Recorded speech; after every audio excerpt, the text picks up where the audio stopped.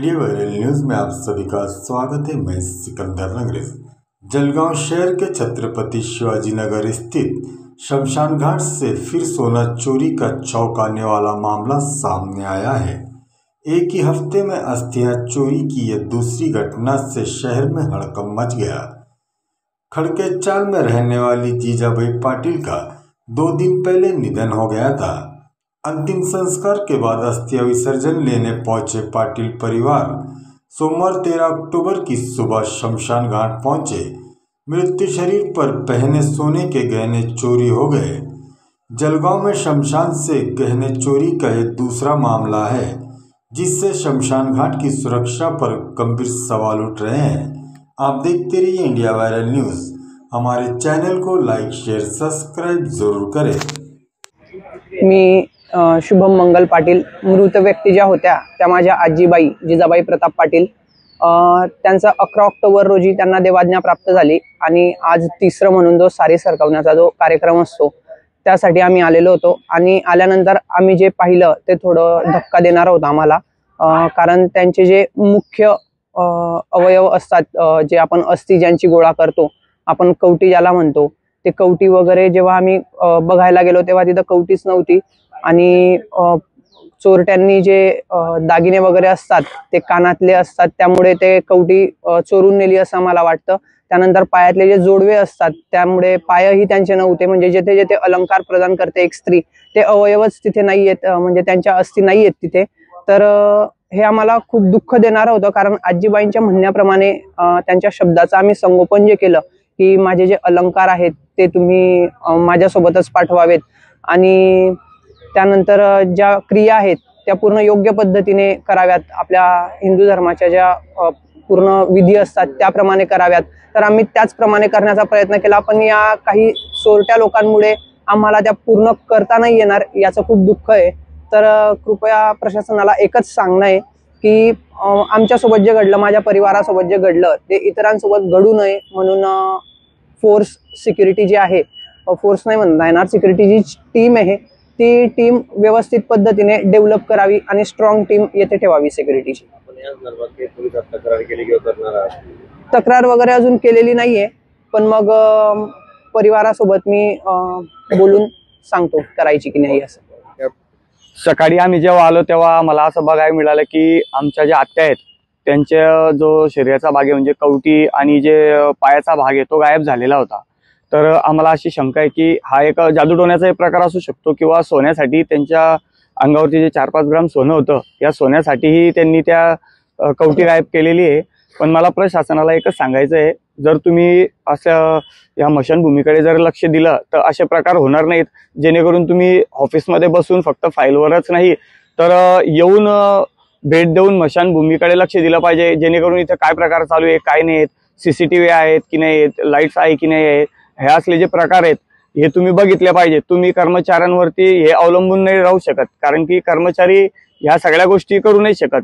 तुम्ही या गोष्टींकडे गांभीर्याने लक्ष दिलं पाहिजे। आता मागच्या आठवड्यातच मेरून परिसरातच असाच एक प्रकार झालेला आहे, तिथंही सोनं वगैरे गायब झालेलं आहे। तरी मला प्रशासनाला एकच सांगायचं आहे की तुम्ही लक्षपूर्वक या गोष्टीकडे बघावं आणि लक्ष द्यावं। अशा जर प्रकार होत असतील, आम्ही सारी सरकवायचा कार्यक्रम जो आहे तो आम्ही करायला आलेलो आहे आणि आम्हाला आमच्या ज्या व्यक्तीचे जे अंत्यविधीसाठी जो हे लागतो अस्थी तोच नाही मिळालेला आहे। तर आम्ही अशा प्रशासनाला सांगू इच्छितो की अशा महापालिकेला सांगू इच्छितो की असे जे अधिकारी असतील किंवा कर्मचारी असतील यांना सस्पेंड किंवा निलंबित करावं आणि प्रशासनाने किंवा महापालिकेने याच्याकडे लक्ष द्यावं। आम्ही मुख्यमंत्री साहेबांना सुद्धा निवेदन करतो की त्यांनी या गोष्टीकडे गांभीर्याने लक्ष द्यावे। आपलं नाव? संदीप पाटील। कुठेतरी सुरक्षा वाऱ्यावर आहे? नाही, ही जी घटना घडली ही काळंबे फासणारी घटना आहे। मी मागच्या मेरूरला सुद्धा त्यावेळेलाही महापालिका प्रशासन सूचना दिल्या होत्या की स्मशानभूमीत कॅमेरे लागले गेले पाहिजे आणि जो वॉचमन असेल त्यांनी 8 तास 12 तास ड्युटी असेल त्यांनी जबाबदारीने राहिलं पाहिजे। मला वाटतं आज जिथे आमच्या कार्यकर्ते ज्यांनी फोन केला ते गुजर समाजाचे, त्यांची आत्या वारली होती आणि विषय म्हणजे त्यांचा सोनं जाण्याचा नाही, त्यांच्या ज्या भावना आहे आपल्या सनातन धर्मानुसार ज्या अस्थीचं विसर्जन होतं ते आज त्यांना मिळत नाही. त्या भावना त्यांचा आज खरं भावनांचा उद्रेकही झालेला आहे आणि त्या माध्यमातून मला वाटतं त्यांनी जी काही महापालिका प्रशासन नाराजी व्यक्त केलेली आहे आणि आम्ही वारंवार महापालिका प्रशासनाला सूचना देऊन सुद्धा याच्यात आरोग्य अधिकारी असेल आणि महापालिका प्रशासनाची जबाबदारी आहे असं म्हटलं जातं. नागरिक की बाबा जिवंतपणे जर सुविधा देत नाही, कमीत कमी मेल्यावर सुद्धा असे जर हाल होत असतील तर मला वाटतं ही दुर्दैवाने सांगा वाटतं की महापालिका प्रशासन जबाबदार या गोष्टीला नक्की जे आज आयुक्तांना भेट घेऊन याची चौकशी करण्याची मागणी करणार आणि महापालिकेने सर्वच गोष्टीला पैसा नाही म्हणून चालणार नाही. शेवट सुविधा तुम्ही फक्त कर वसूल करण्यासाठी बसलेला आहात का? नागरिकांना सुविधेची जबाबदारी नाही का तुमची? मला वाटतं हा जाब मी आयुक्तांना आज नक्की विचारणार. मामा, जिवंतपणे सुद्धा नागरिकांना इथं सुविधा मिळत नाहीये, पण मेल्यानंतर सुद्धा त्यांच्या अस्तित्वरी होत आहे. नेमकं याला जबाबदार कोण धरणार? नाही, मी तेच म्हणतोय की महापालिका प्रशासनाने आम्ही शासनाकडून होईल तेवढी मदत करण्याची आमची भूमिका असते, पण सर्वच गोष्टी महापालिका प्रशासनाकडे बोट देऊन मोकळ होते आणि स्वतः काहीच करायचं नाही, दुसऱ्याकडे बोट देऊन मोकळ व्हायचं, ही भूमिका महापालिका प्रशासनाची राहिली आहे. सर्व गोष्टीमध्ये असेल तर कुठेच निग्लेक्टपणा जबाबदारी कोणी स्वीकारत नाही आणि ह्या नक्कीच आज ज्या लोकांच्या अंत्यविधीसाठी आलेले ज्यांचे नातेवाईक वारलेले त्यांचा खरं आज भावनेचा उद्रेक झालाय. मेरूनलाही तसंच झालं आणि या भविष्यात मला वाटतं ही प्रशासनाने जबाबदारी घेणे गरजेचं आहे आणि एवढंच नाही तर मी येणाऱ्या अधिवेशनामध्ये सुद्धा हा प्रश्न मांडेल आणि महापालिका प्रशासनाला जाब विचारल्याशिवाय राहणार नाही. असे अधिकारी काय निष्क्रिय अधिकारी नकोच आहे. अधिकाऱ्यांनी त्याची जबाबदारी स्वीकारली पाहिजे. मग तो आरोग्य अधिकारी असेल, प्रशासनाचा कोणताही असेल, आयुक्त असेल, मला वाटतं ह्या माध्यमातून खरं तुम्ही जनतेचे सेवक आहात. तुम्हाला जनतेने सेवेसाठी बसवलेलं आहे किंवा तुम्ही जनतेमध्ये जाऊन पाहिलं पाहिजे, डोळ्यांनी विचारलं पाहिजे, ही लोकांची अपेक्षा आहे. एक अर्ध काम कमी झालं तर चालेल, आजचं उद्या होईल, पण तुम्ही जनतेमध्ये जाऊन जर फिरत नाही तुम्हाला जनतेचं दुःख काय करणार आहे? आणि मला वाटतं नक्कीच याच्याविषयी मी मुख्यमंत्र्यांकडे मांडण्याचा प्रयत्न करणार नाही.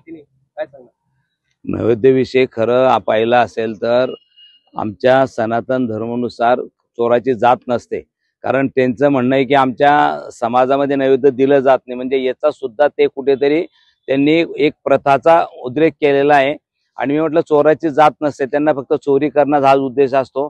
आणि महापालिकेला वॉचमन असेल किंवा याला खरं आरोग्य अधिकाऱ्याच्या अंडरमध्ये असते, तर आरोग्य अधिकाऱ्यांनी ही जबाबदारी घेतली पाहिजे. मेरूंची एवढी घटनानंतर यांनी त्या 4-5 स्मशानभूमीची चौकशी करून याची दखल घेतली गेली पाहिजे होती, पण तसं काही झालेलं नाहीये. आता याच्यावरती कारवाई करण्याची मागणी करणार नाही.